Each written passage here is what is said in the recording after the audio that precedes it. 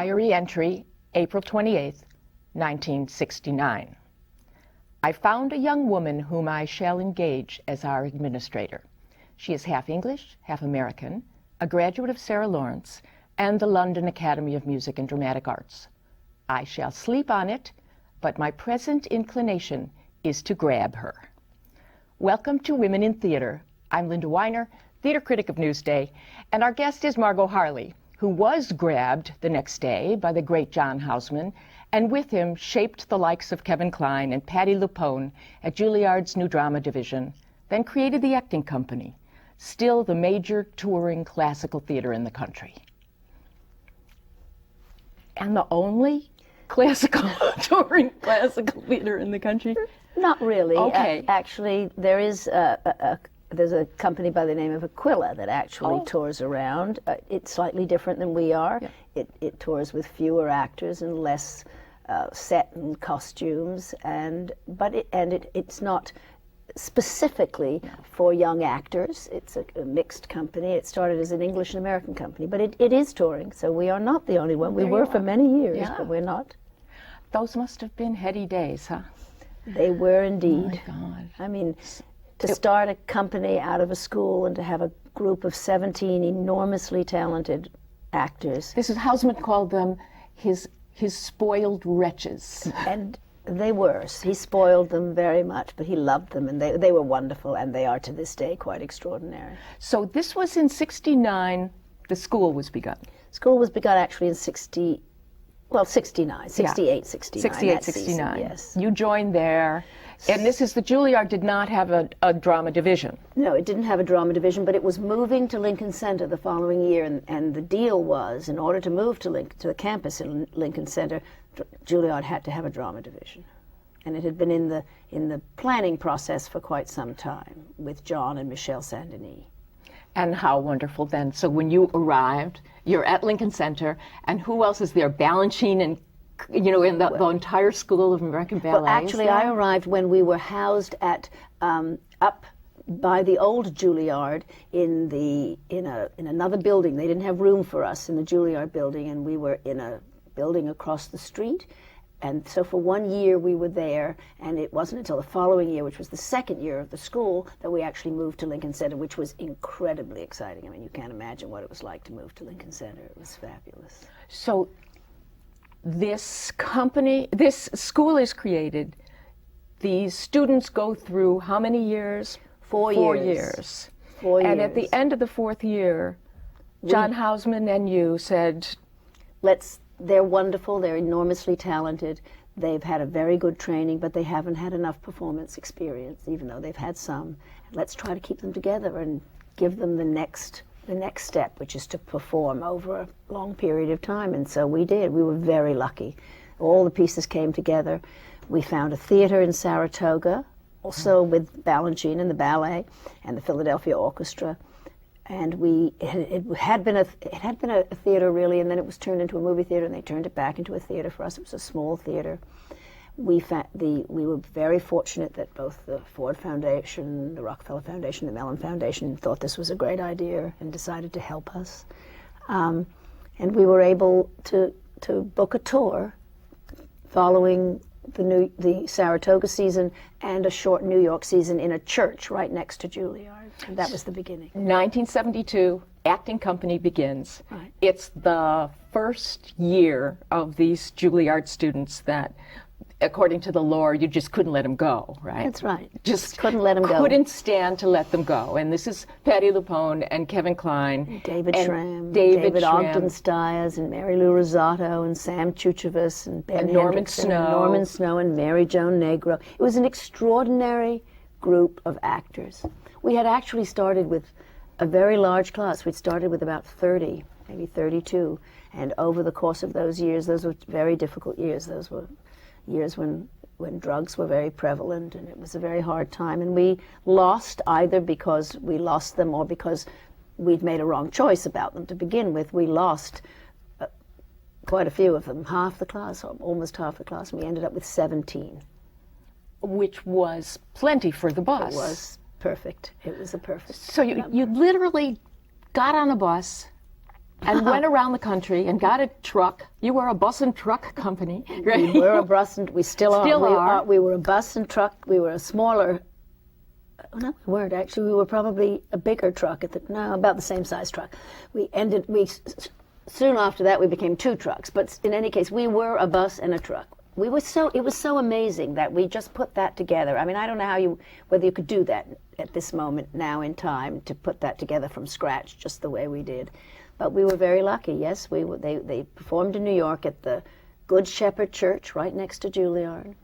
And then we sent them out on this bus and with this truck. Did you go? Well, I went out in the beginning, yes.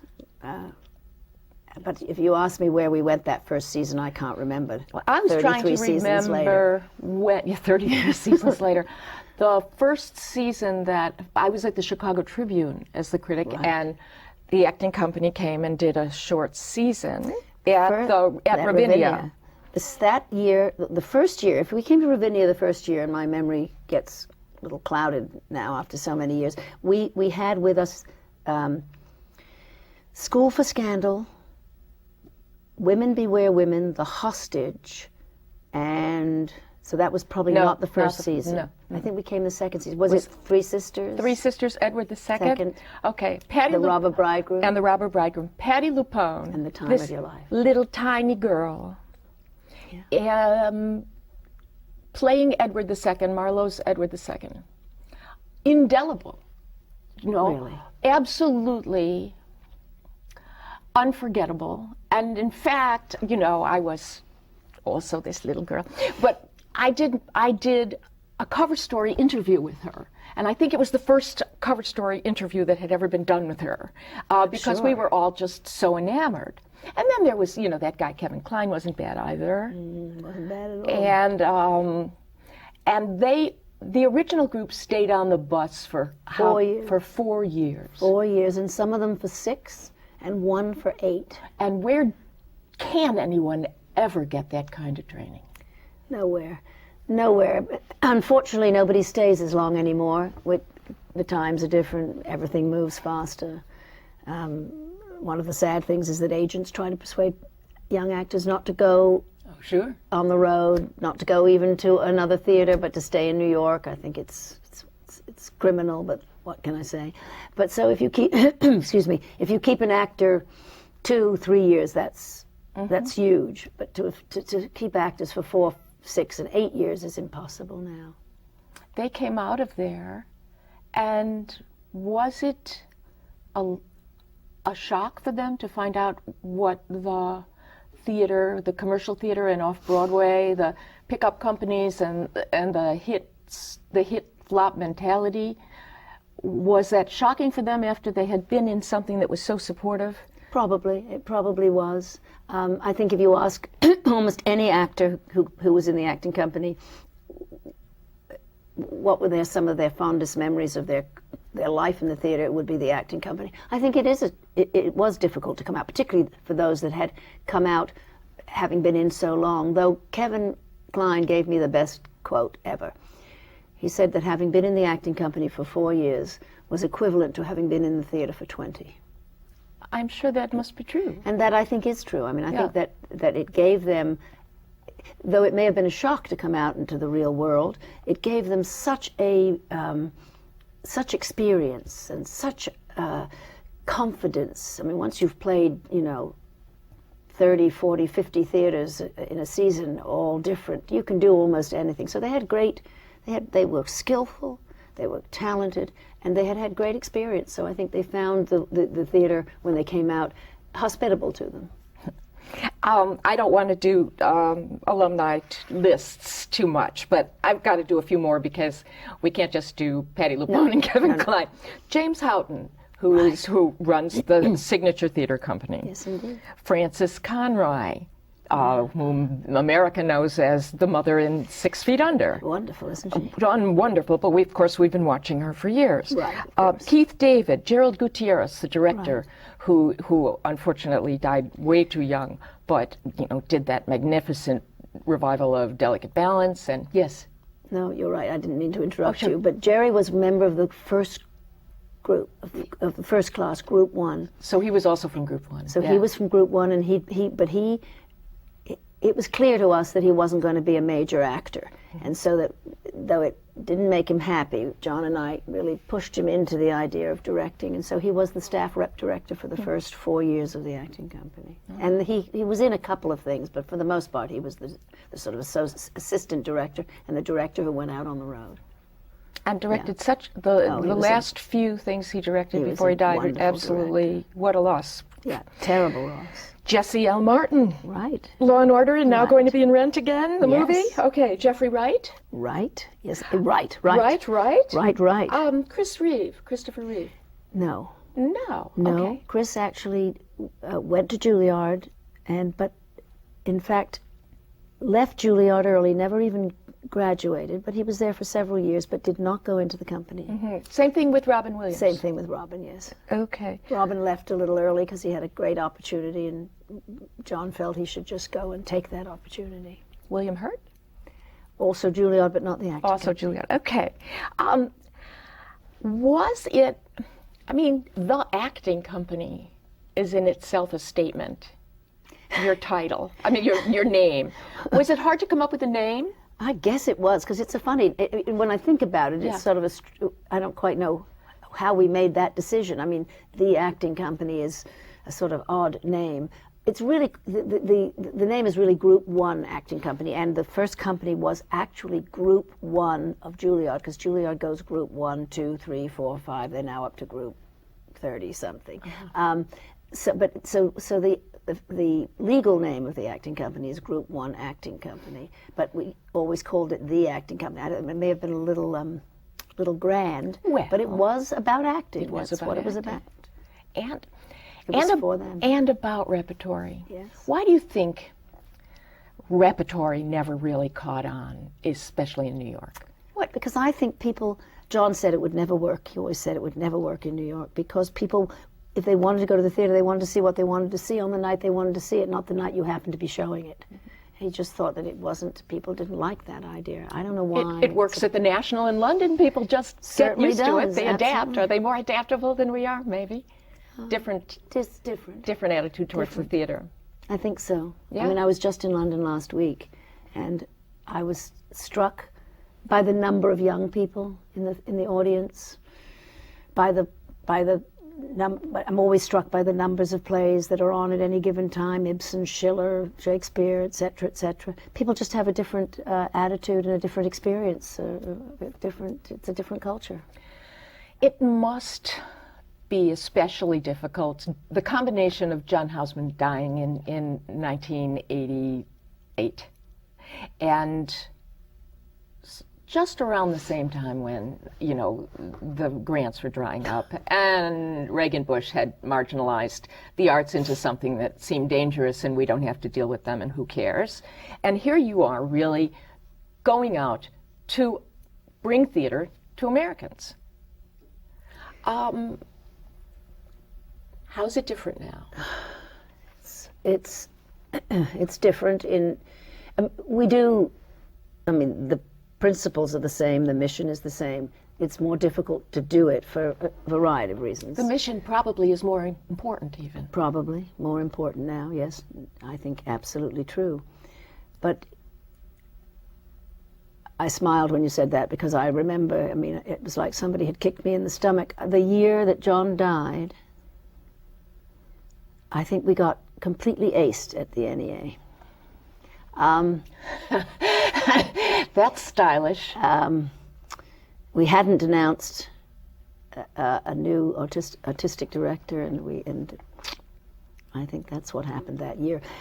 But let me answer your question directly. It's difficult now because there is no subsidy. Not only do we not get as much money from the NEA, from the government, as we used to, because we used to get a lot of money. They really were very generous too in the years when there was money. But there's no subsidy across the country, so the theaters that book us have to rely on their box office, on their bottom line. So they are less adventurous. So we can do less interesting things in a way. We have to do things that people recognize. I mean, you couldn't, excuse me, you couldn't tour Pericles at this moment. Not only because nobody could book it. I mean, they would feel that they couldn't book it. We used to do interesting things like A New Way to Pay Old Debts, Women Beware. You could never book these titles now because even nobody's at heard universities of them. No, around even the country? at universities, because the universities also rely on the outlying population to come to the theater. So no, you can't do those things.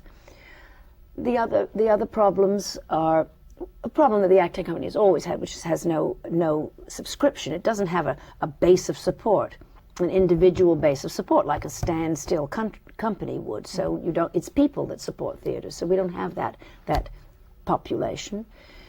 The other problems are that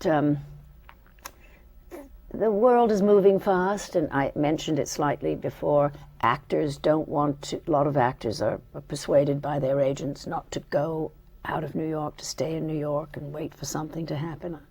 I do think it's the wrong thing, because there's no experience like this company for an actor. Nothing.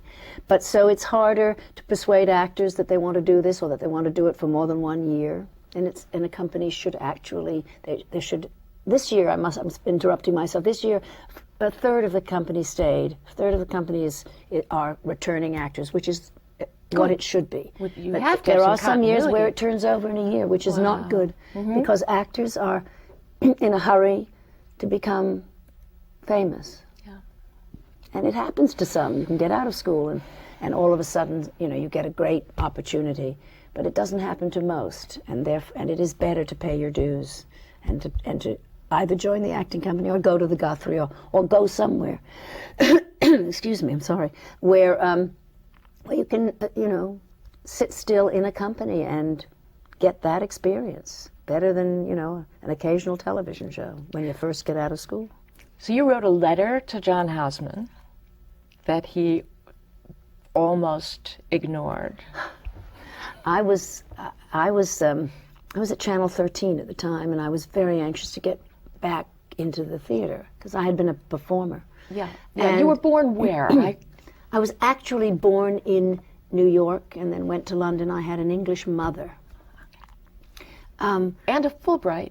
I had a Fulbright. I want to do let's do a little bio here on you. John Houseman is wonderful. Kevin Kline is wonderful. You're wonderful. Yes. Well, I started as a dancer, and then I wanted to be an actor, and I did get a Fulbright, and I did go to Lambda, but I wasn't a very good actor.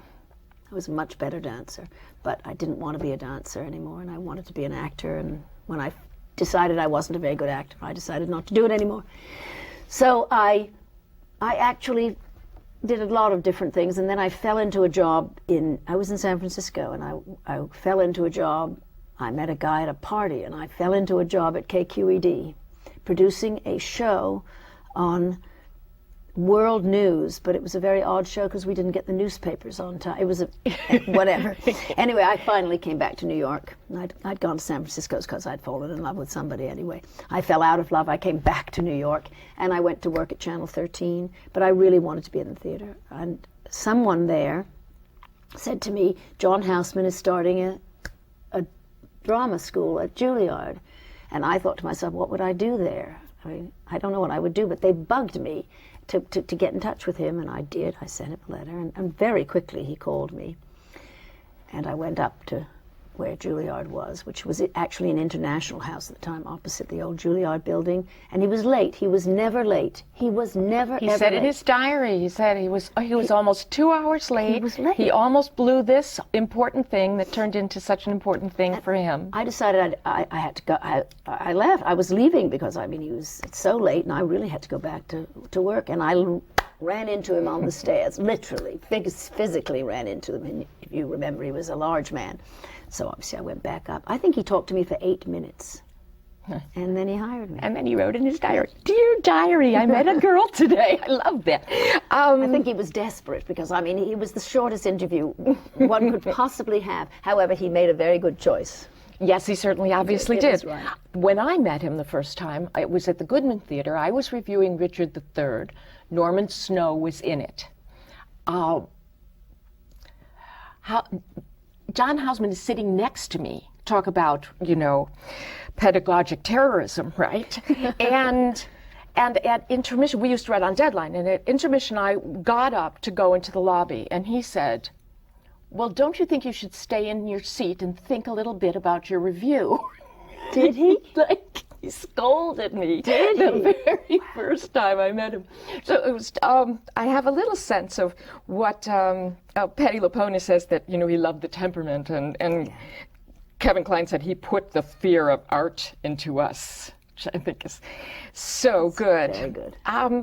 There's also a description of the kind of life on the road that you made one time, and I just, even if it isn't the exact same as the way it is now, just to give people a sense of what we're talking about when you're talking about a company of actors going out on the road, right? After every performance, they take the show down, they get in the bus, they sleep, they arrive at the next day at 8 a.m. in the morning, unload, set up the show, run it, pull it down, get back on the bus. And then you said why anybody would want to do it is a mystery to me. That's the crew. The crew are really the heroes. Yeah. The heroes of this tour, because that's exactly what they do. They load in at 8, they set it up, takes all day to focus the lights. Also students? No. This is all professional. Yeah, but they're crew. all young. Yeah. They're very young. They come out of, you know, North Carolina, out of their technical training course, or it's a very young crew. And they unload, they break it down at the end of the show, they load it back into the truck, and they get on the bus, and they sleep on the bus. Because now, I mean, they didn't used to have to do that, because we used to stay longer. Wow. One of the problems now, which I didn't mention when we were talking about problems, was that because of the lack of money, we're booked for much shorter stays. We do an enormous number of one-night stands. So they could do this every night for weeks. Which is such a shame, because the revelation of seeing these people, seeing these talented young people doing more than one. Chekhov on one day and Marlowe on the other, and something popular, and then a musical. That's what really opens your eyes to what a repertory can do. Well, we try to do at least 2 shows, but sometimes we do 1. So sometimes they do this ritual of putting it up and tearing it down and going to sleep in the bus, every night for a week or 2. It happens sometimes. The actors, because they're all members of Equity, have to go to a hotel and sleep. Yeah, properly. I was going to say, I had a question on there about unions. How do you get through the union on that? No, the actors have to. Well, I understand it used to be kind of lively, a little frisky on the bus in the old days. We actually had a baby. We had a couple. We had a couple, 2 actors who got married, and had a baby, and that baby was on the bus for 2 years. I love that. It would never happen. I don't know why. I can't actually explain to you why it could never happen now, but it would never happen now. In fact, we had a question about, we did 2 Gents last year, and there's a dog, as you know, in 2 Gents, and there was a whole question with Equity about whether or not we could have the dog on the bus. I mean, these questions would never have come up years ago. Dogs, children, we had everything. It was very frisky, yes. It's still, it can get pretty frisky still. I hope so. Yeah, it does. I hope so. It does. If you could snap your fingers and have a wish list, 1, 2, 3, that you could have for the company now. Some of them seem self-explanatory. I'd like young actors to feel that it was really important to pay their dues and to work in the theater when they come out of school. I'd like them to stay longer. I'd like to have money raising less of a problem all the time. You'd think after 33 years it wouldn't be so difficult, but I think it's equally as difficult, if not more. If not more so. And I'd like, again, it's the same things in a way I said before. I'd like people to be more, I'd like them to take more chances and to try to be willing to book things that were more interesting or less known. Sometimes we get around that by asking some of our best authors to either make a play out of a Shakespeare short story, or to do a riff on a Shakespeare sonnet, and we turn that into an evening, and that then thereby we get to work with with new playwrights. And we've also There started. was Love's Fire, which That was Love's yes. Fire, yes. And we've also started to ask playwrights to adapt novels that are. That's one of the ways I'm getting around this problem. I'm able to say, Rebecca Gilman, for instance, last year adapted The Heart is a Lonely Hunter. Brilliant adaptation of The Heart is a Lonely Hunter, which we did actually as an alumni production. I would like to be able to do more of that. But we've done O Pioneers, we've done Henry James, we've done Pudd'nhead Wilson by Mark Twain. We've turned those novels into plays, and since they're recognizable titles, we're able to book them. Thank you so much, Margot Harley. It really has been wonderful having you here. And thank you for joining us. Thank you. On behalf of the League of Professional Theater Women, I'm Linda Weiner, and this has been Women in Theater.